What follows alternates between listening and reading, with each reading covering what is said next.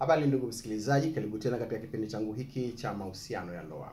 Leo nataka niwaambie tu, ili uepuke kuwa single mother, aina ya mwanaume wa kuolewa naye. Ni mwanaume wa aina gani wewe unatakiwa uolewe naye, na mwanaume huyu awe katika kundi gani? Awe vipi ili uolewe? Jambo la kwanza, olewa na mwanamume ambaye ana akili ya kutosha. Kujua kuwa kulipa mahali yako sio sawa na kununua. Olewa na mwanaume ambaye ana akili za kutosha kujua kuwa kukuoa sio kukufanyia mabaya. Olewa na mwanaume ambaye ana akili ya kutosha kujua kwamba wakati wa tumbo na mabadiliko ya hisia, wakati wa mzunguko wako wa kila mwezi, anapaswa kuwa mvumilivu na mstamilivu. Olewa na mwanaume ambaye ana akili za kutosha kujua kuwa kama mwanamke pia una haki ya kusema hapana kwenye tendo la ndoa. Pale unapokuwa haupo sawa, basi ukubaliane na hayo matakwa utakayomweleza. We mwanamke, olewa na mwanaume ambaye ana akili kiasi cha kujua kuwa kuna wakati unakuwa umechoka sana kupika, na yeye kukupeleka kwenye mgahawa kula chakula cha usiku, au yeye kukutengenezea chakula siku hiyo ili kukuepushia stresi zisio na taabu. Olewa na mwanaume ambaye ana akili ya kutosha kujua kwamba una haki ya kutoa maoni yako katika ndoa, haki ya kukubaliana na kutokukubaliana, haki ya kutoa maoni yako katika ndoa. Olewa na mwanaume ambaye ana akili za kutosha kujua kwamba unastahili kusikia samahani kutoka kwake, na analazimika kusii na kuomba msamaha pale anapokosea, na usitumie kichwa wake kama njia ya kuepuka kusema samahani. Hili tunaliona kwa wanaume wengi sana.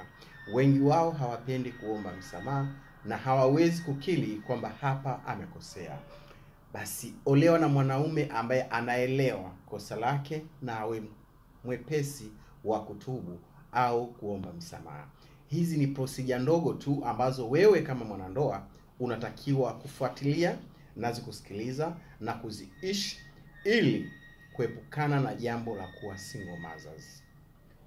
Olewa na mwanaume ambaye ana akili za kutosha kujua kuwa kumpiga mwanamke ni udhaifu zidi ya ubinadamu. Wanawake wengi hawaelewi kwamba kumpiga mwanamke ni kosa. Kumpiga mwanamke ni utovu wa nidhamu. Kumpiga mwanamke ni uhalifu zidi ya haki za binadamu. Olewa na mwanaume ambaye anaipenda roho yako, sio mwili wako. Kuna wanaume wanapenda mwili wako ila hawapendi roho yako. Kwa nini nazungumzia kwamba wanaume wanapenda mwili wako, hawapendi roho yako?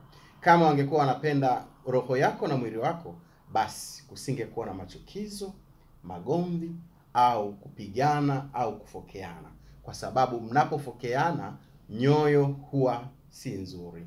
Nyoyo zinaathirika na nyoyo hizo hazipo sawa katika hisia zenu. Basi olewa na mwanaume ambaye anaipenda roho yako, sio anapenda mwili wako. Mwanaume anayependa mwili wako, huyo hawezi kukuthamini, na hapo ni rahisi kwako kukufanya wewe kuwa single mother, kwa sababu hapendi roho yako bali anapenda mwili wako. Olewa na mwanaume anayefurahia kuongea na wewe hata bila kugusa mwili wako. Kuna baadhi ya wanaume huongea au kuongea na mwanamke mpaka amguse mwili wake.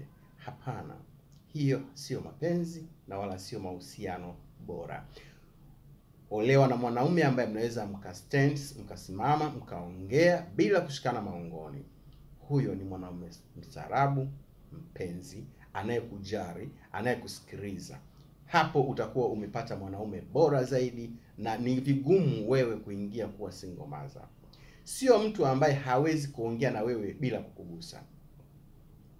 Unajua kuna baadhi ya watu wameumbwa hivi kwamba yani yeye hawezi kuongea kiurahisi tu, yani akakaa tu hivi akaongea kama hivi, bwana mambo vipi, safi mume wangu, mke wangu, hivi hawezi mpaka akuguse. Kwamba yani I don't know kwa nini unaongea mpaka umguse. Msigusane, ongeeni tu vizuri, ila pale panapohitajika kuguswa basi aguswe.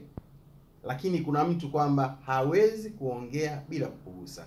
Nini athari yake? Naizungumzia hivi: wanaume wengi wakiwa na mazoea hayo ya kuongea ikiwa mnashikana au mnaongea mnagusana, tatizo kubwa atakalokuja kulipata ni hivi kwamba ipo siku ataongea akihitaji kukushika, wewe utamkatalia, utamwambia hapana bwana, mimi nimechoka, au la, utasogea nyuma. Hapo ushaingiza doa katika ndoa yako. Mtu ataona moja kwa moja, huyu mwanamke kwa nini siku hizi yuko hivi? Ina maana kuna mtu tayari yupo pembeni yake ambaye anamgusa. Kuna mtu tayari yuko sehemu fulani anafanya kitu fulani. Hisia mbovu na kuondoa hisia zitaanza ndani ya ndoa yako. Jambo hili si zuri.